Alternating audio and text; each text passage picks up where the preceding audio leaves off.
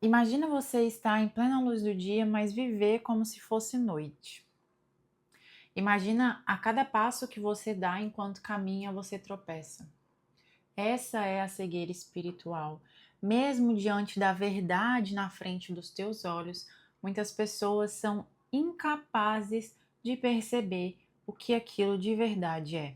E hoje vamos falar, baseado na palavra, como sempre, sobre o que é essa cegueira espiritual, quais são as causas e como a gente pode receber a verdadeira luz resplandecendo em nós. Oi, meu nome é Amanda Silveira. No vídeo de hoje nós vamos falar sobre um tema muito específico que tem atormentado a nossa geração, a cegueira espiritual. E para isso a gente vai começar lendo 2 Coríntios 4, dos versículos de 1 a 6. Eu vou ler aqui com vocês, e aí durante o vídeo a gente vai lendo outras passagens que eu anotei aqui pra gente conversar. Então, 2 Coríntios 4, de 1 a 6. Portanto, tendo este ministério pela misericórdia que nos foi concedida, não nos desanimamos. Pelo contrário, rejeitamos as coisas ocultas que são vergonhosas, não procedendo com astúcia e nem distorcendo a palavra de Deus, mas pela proclamação pública da verdade, recomendamo-nos à consciência de todos os homens diante de Deus. Se o nosso evangelho está encoberto, é para os que estão perecendo que está encoberto, entre os quais o Deus deste século cegou a mente dos incrédulos, para que não vejam a luz do evangelho da glória de Cristo, o qual é a imagem de Deus. Aqui é muito importante avaliar que a carta de 2 aos Coríntios era Paulo escrevendo, né? Se você não sabe, é uma carta de Paulo. E quando ele fala, tenho esse ministério pela misericórdia que me foi concedida, o que a gente pode entender aqui?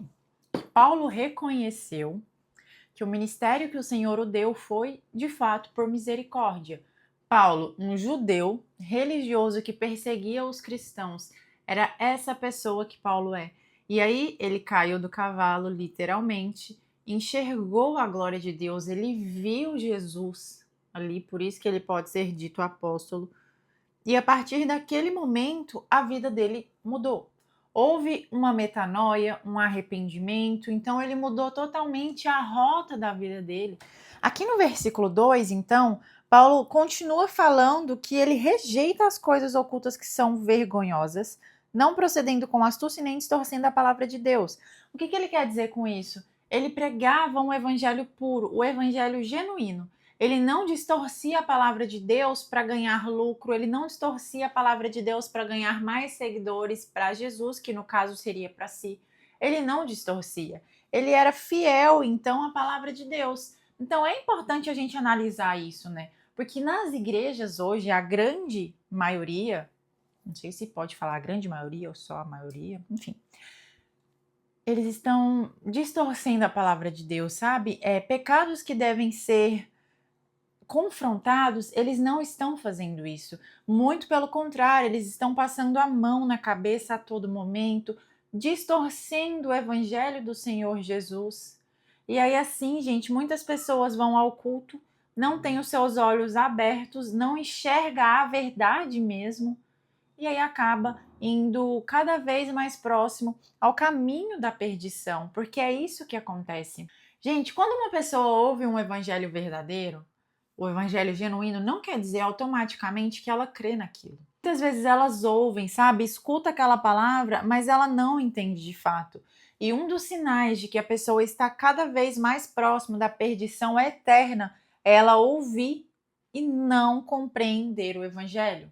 Mas não é compreender no sentido intelectual, não, é muito longe disso, é não entender com o coração, é não entender o que o Senhor Jesus quer falar através do evangelho. Porque de intelectual, muitos ateus são inteligentes, intelectualmente falando. Então eles vão saber defender os argumentos dele, assim como é a nossa obrigação defender os nossos argumentos. Mas eles vão defender de uma forma muito didática, de uma forma muito intelectual mesmo, só que eles não compreendem de fato. É uma falta de compreensão no coração. Então, mentalmente, né, a parte da nossa inteligência, essas pessoas elas conseguem entender, mas elas não vivem, elas não sentem isso na pele, correndo nas veias. E por que que isso acontece? E aí vem o versículo 4, entre os quais Deus deste século cegou a mente dos incrédulos para que não vejam a luz do evangelho da glória de Cristo, qual é a imagem de Deus. Quando nós falamos em Deus deste século, é óbvio para você que seria a influência satânica, né? Então, o diabo, enfim, essa treva, o que você quiser chamar. Mas o Deus deste século é o Satanás, é o diabo. E a função dele é fazer com que nós nos afastemos cada vez mais de Deus. Por quê? Porque ele quer a nossa alma para ele. Por quê? Porque ele não é filho. Ele não é feito imagem e semelhança. E a queda de Satanás foi por conta de orgulho, né? O ego lá no teto, assim, ó. E esse ego fez com que ele caísse. E aí, por conta disso, hoje, vamos dizer, uma invejinha, ele tem inveja. Ele quer nos destruir. Gente, Satanás nos odeia. Mas não é pra gente se apegar nisso, porque tem algo muito maior que ele, que é Deus, que é nosso Senhor Jesus Cristo. Não existe pé de igualdade ali entre o bem e o mal, não. O mal, gente, se Deus quisesse abominá-lo, se Deus quisesse exterminar Satanás, bastava um estalar de dedos ou apenas um pensar. Não é em pé de igualdade. Só que, mesmo assim, o Senhor respeita. O Senhor, ele poderia acabar com tudo rapidinho. Só que ele respeita, porque ele deu livre-arbítrio a todos nós. Ele deu o próprio livre-arbítrio aos seus anjos.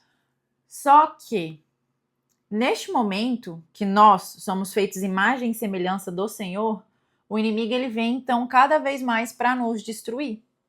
E uma das estratégias mais fortes dele é o quê? Cegar as pessoas. E o que é cegar as pessoas? Aí a gente vai ler aqui agora Isaías 6, 9 e 10. Vai e diz a este povo: ouvindo ouvireis e nunca entendereis, e vendo vereis e jamais percebereis. Torna o coração deste povo insensível, que os seus ouvidos fiquem surdos, os seus olhos cegos, para que não veja com os olhos, não ouçam com os ouvidos e nem entenda com o coração, e não se converta nem seja curado. Repara aqui que ele falou nem entenda com o coração. Então a cegueira espiritual não é sobre você não entender intelectual, mas é não guardar, não levar para o seu coração. Mas Amanda, qual que é a lógica do Senhor fazer isso? Quando um pai, não sou mãe, nem, enfim, não tenho filhos ainda, mas quando um pai, uma mãe fala para o filho não fazer aquilo, e ele insiste em querer fazer, faz aquilo na teimosia, o pai fala assim, então faz, né? A gente meio que perde a paciência. A gente, é porque eu já criei, já ajudei a cuidar da minha irmã. Criei não, já ajudei a cuidar da minha irmã. Então a gente fala assim, então faz, quer fazer, então faz. E é mais ou menos assim que funciona. Porque o Senhor ele é totalmente contra a rebeldia, só que ele fica ali todas as vezes. Vamos pegar o exemplo de Faraó ali e as pragas. O Senhor ele falava, libera meu povo, liberta meu povo. E ele falava não, não, não. Tanto que ele endurecia o seu coração.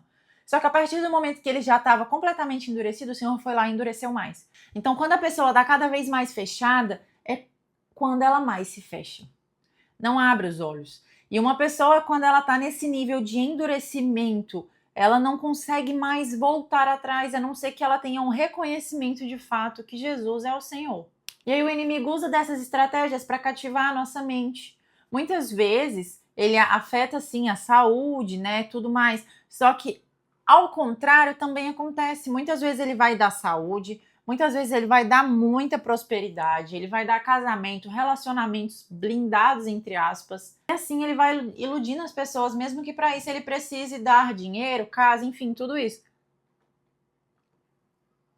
E aí, como que eles cegam o entendimento dessas pessoas, gente? Com falsas doutrinas, falsos evangelhos, falsos pastores, falsas pregações de fato. E isso continua cada vez mais forte, até o ponto de que não há mais caminho para você. porque você está indo para o caminho da perdição eterna.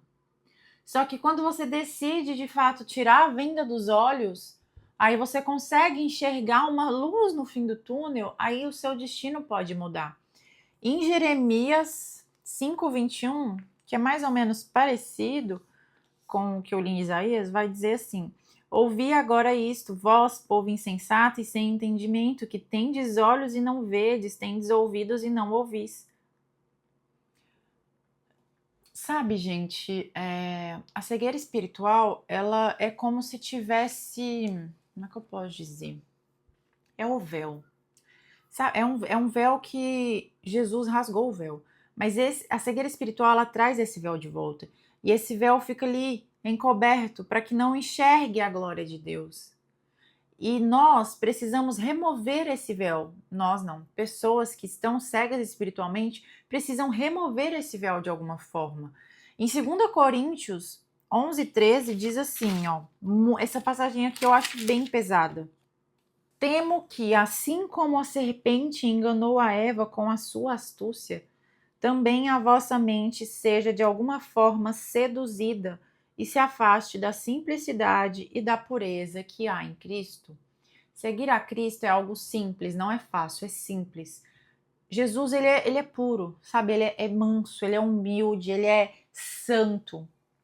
E aqui o que Paulo está falando é que eu tenho esse medo de que, da mesma forma que a serpente enganou Eva com astúcia, nós sejamos enganados na nossa mente. E como que nós vamos ser enganados todas as vezes?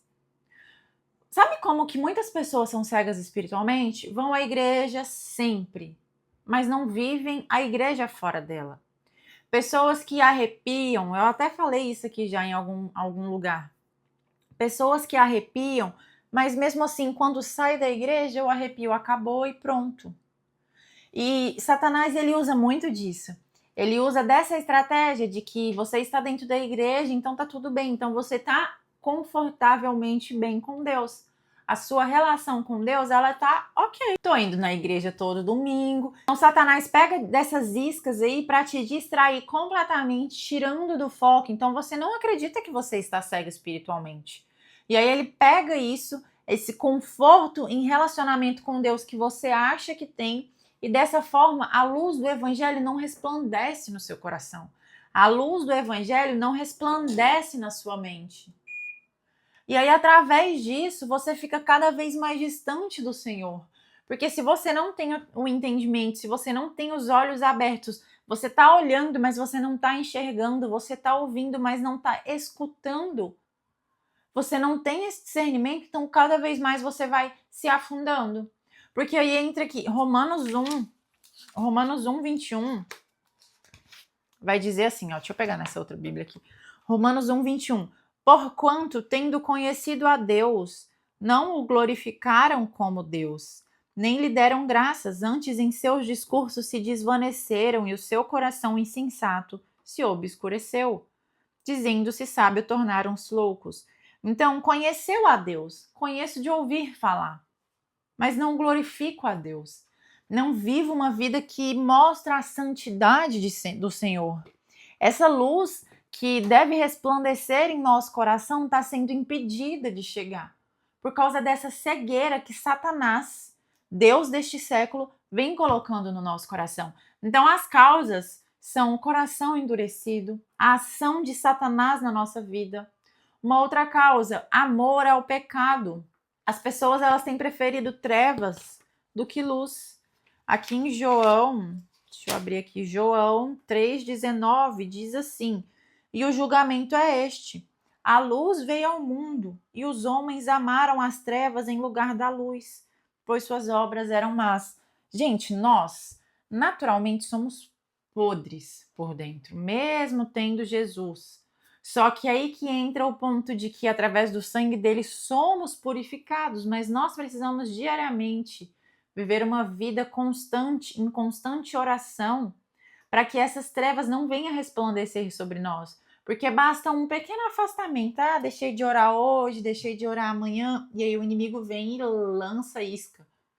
E aí a pessoa vai, pega essa isca e se afasta cada vez mais de Deus, mais uma vez. Então, Quando fala aqui que a luz veio ao mundo, só que os homens amaram as trevas, gente, olha que palavra mais difícil de ouvir. Amar ao pecado. Aí entra uma outra causa que é o orgulho humano. Quando a gente tem o orgulho assim muito elevado, nosso ego lá em cima, a gente se acha sábio, mas na verdade nos tornamos loucos, igual a gente acabou de ler aqui em Romanos 1:22. E aí, continuando lá na passagem que eu estava lendo no início, em 2 Coríntios 4, eu não tinha lido os versículos 5 e 6, eu vou ler agora.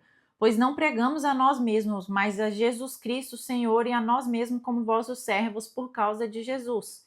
Porque Deus que diz, as trevas brilhará a luz. Foi Ele mesmo quem brilhou em nosso coração para a iluminação do conhecimento da glória de Deus na face de Cristo. Isso aqui está falando sobre a pregação, que quando nós estamos pregando, falando, nós estamos falando a Cristo.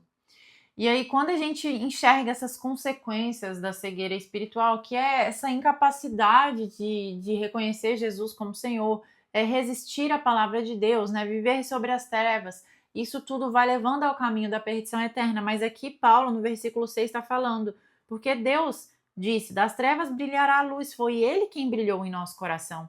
Então, quando Paulo caiu lá do cavalo, quem fez a luz resplandecer foi o Senhor. Foi Jesus que apareceu ali para ele. E não foi uma visão, como disse o Nicodemos, aquilo não era uma visão, porque visão é só a pessoa que enxerga. Naquele momento, as pessoas, os soldados que estavam com Paulo também ouviram a voz. Então não era uma visão, era Jesus aparecendo ali para ele. Entenda que a glória de Deus ela é tão magnífica que ela pode cegar sim. Ela pode matar, na verdade, né?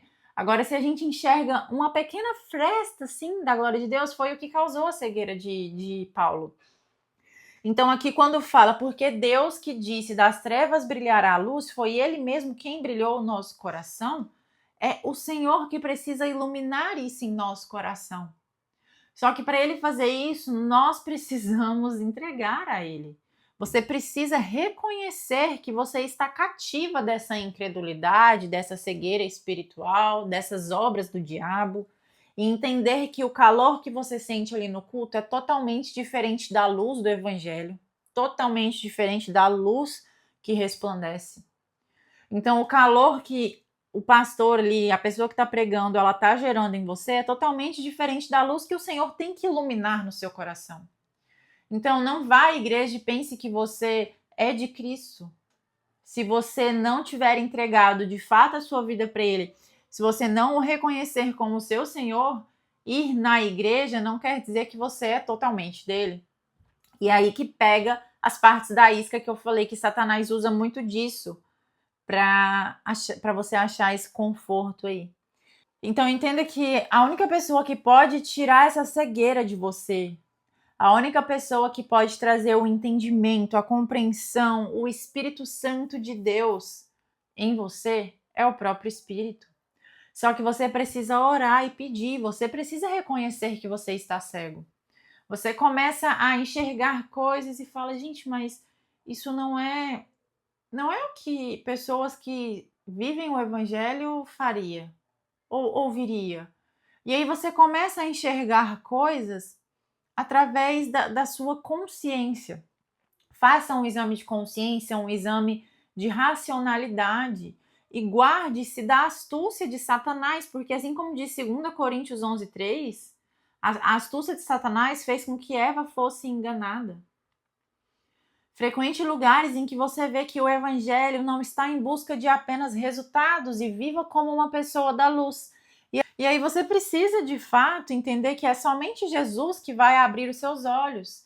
E esse convite que ele faz para que a luz resplandeça no nosso coração é para que você saia das trevas e vá para a luz. Porque pior do que aquela pessoa que está no mundo, nunca foi numa igreja, é a pessoa que está na igreja e está com o pé no mundo sem nem saber. É a pessoa que vive em trevas. Então, se hoje você sente que a sua vida ela está caminhando nessas trevas, reconheça, não endureça o seu coração. Clame ao Senhor. Fala assim, Senhor, haja luz. E através desse haja luz, que Ele ilumine a luz de Cristo na sua vida, assim como Ele iluminou a luz dele em Paulo. E Paulo foi quem ele foi. Então, não endureça o seu coração. Fuja da cegueira espiritual e perceba que a emoção do momento de um culto, de uma célula, enfim, de alguma pregação que você ouve, não quer dizer que a luz de Cristo resplandeceu no seu coração. E se você gostou desse vídeo, curte, se inscreva no meu canal, ativa o sininho de notificação e eu te vejo no próximo vídeo.